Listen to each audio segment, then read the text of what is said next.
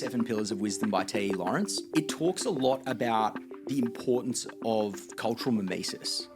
The ability that you need to have to be able to let go of all these things you think are true or that you think you know that are anchored very deeply to your identity in order to assume somebody else's, to empathize, rationalize, and conduct yourself. Everything's hypothetical in books you read and scenarios you run in your head. Until the rubber hits the road and it actually happens, that's when the practice really starts. My biggest advice these days for founders in this today's environment is to operate as lean as possible, to give yourself enough time to get to that space, right? Like you raise your angel round or what have you, and to operate really lean. The emphasis on giving yourself time, as much time as possible to crack the next stage is the mindset that they need to have. Early on, we had this persona that we called builder mentality, like someone who is comfortable with just building through a problem and finding a solution that way. I think early days that was basically kind of the archetype that we were really focused on, is folks who felt comfortable in chaos, they felt comfortable with problems and trying to solve problems.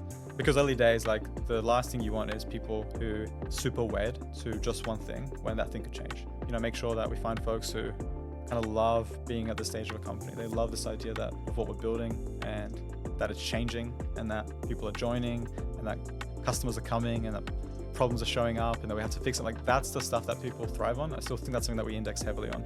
How do you actually manage rejection? Apart from crying? Yeah. I think this is actually one of the core founder traits, right? Yeah. Like I'm yet to see a successful founder who does not have resilience in bucket loads, right? It is a proper lesson in resilience and just getting knocked down and getting back up again for a decade.